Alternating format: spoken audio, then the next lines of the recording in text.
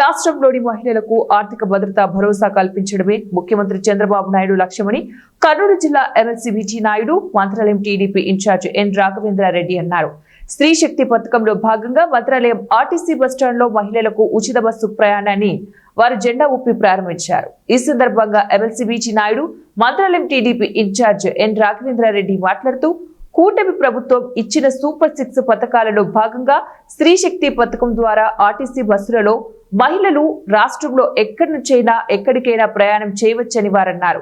మహిళలను ఆర్థికంగా బలవంతం చేసేందుకు ఆర్థిక స్వావలంబన కల్పించేందుకు కూటమి ప్రభుత్వం ఎప్పుడూ కృషి చేస్తుందన్నారు.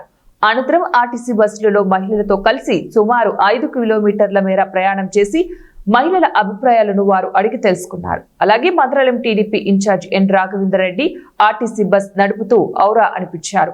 ఎమ్మెల్సీ విజి నాయుడు టికెట్ కండక్టర్లుగా మహిళలతో వారి ఐడి కార్డు తీసుకుని 0 టికెట్ కొట్టి వారికి ఇచ్చారు. సుమారు ఈ 2 బస్సులలో 70 మంది వరకు మహిళలు తొలి రోజు మంత్రాలయం నుంచి ఎమగనూరు వరకు ప్రయాణం చేసినట్లు వాళ్ళు తెలిపారు. అంటే ఈ యొక్క మంచి కార్యక్రమానికి వరుణదేవుడు కూడా స్వాగతం పలుకుతున్నాడు.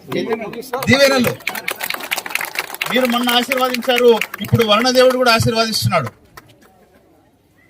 మరి దీనికి ముందు ఒకసారి 5 సంవత్సరాలు ఈ రాష్ట్రాన్ని ఎవరు పరిపాలించారో మీరు అందరూ తెలుసు. నేను మేనమామగా పరిపాలిస్తానని జగన్మోహన్ రెడ్డి ముఖ్యమంత్రి హోదాలో చెప్పాడు. పిల్లలకి ఒక్కరికి మాత్రమే ఫీజు ఇచ్చాడు. అంటే మేనమామ పోయి కంసమామ అయినాడు. ఆడపడుచులు మిమ్మల్ని ఏ విధంగా మోసం చేశాడు మీ అందరూ తెలుసు. రాజకీయాలు వద్దు కాబట్టి గత 5 సంవత్సరాలు ఆయన చేసిన పాపానికి భగవంతుడైతేనేమి భగవంతుడి రూపంలో ఉన్నటువంటి మీరందరూ కూడా ఆయనకు 151 సీట్లు ఇస్తే 151 మనం రాస్తే 5 వీకేశారు మీరందరూ. అప్పుడు 11 మిగిలిన ఆయనకి. ఇప్పుడు కూడా ఆయన మారడం లేదు. నిన్ననే పులివెందుల్లో ఎలక్షన్ జరిగితే 30 ఏళ్ల తర్వాత ఒక ఆయన స్లిప్ పెట్టాడు, ఫస్ట్ టైం నేను ఓటేస్తున్నానని. దాని ఫలితం పులివెందుల్లో కూడా డిపాజిట్ పోయింది, ఒంటిమిట్టలో డిపాజిట్ పోయింది. భవిష్యత్తులో పులివెందులో కూడా కైవసం చేసుకోబోతున్నాం.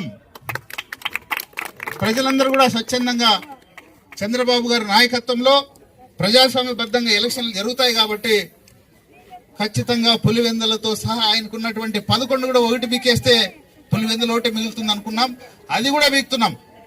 ఎందుకంటే మా ఆడపడుచుల బలం, మీ అందరి బలం, వరుణ దేవుడి బలం, దేవుడి బలం అంతా మా మీద ఉంది. ఖచ్చితంగా జగన్మోహన్ రెడ్డిని మరి అండమాన్ నికోబార్ దీవులు ఖచ్చితంగా పంపించేది ఖాయం.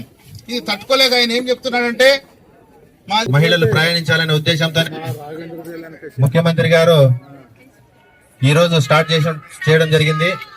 చిన్న ఉద్యోగస్తులు ఉంటారు, ఆ ఉద్యోగస్తులు కూడా ఫ్రీగా వెళ్ళొచ్చు, ఫ్రీగా రావచ్చు.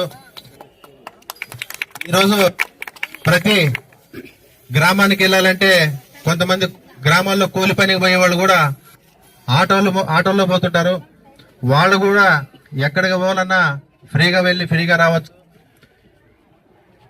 ఏ అవసరం వచ్చినా మహిళలకు ఎక్కడికి వెళ్ళినా ఫ్రీగా పోయి ఫ్రీగా రావాల్సిన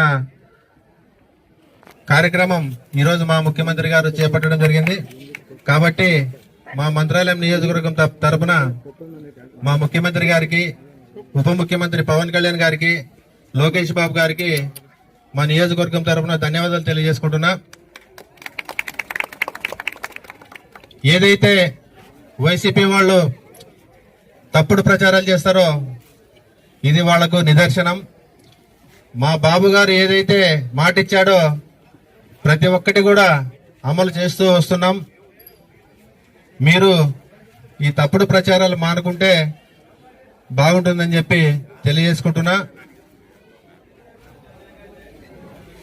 మా నాయకుడు విజనరీ నాయకుడు, రాష్ట్రంలోనే కాదు ఇండియాలోనే డైనమిక్ లీడర్ ఎవరైనా ఉంటారంటే అది మన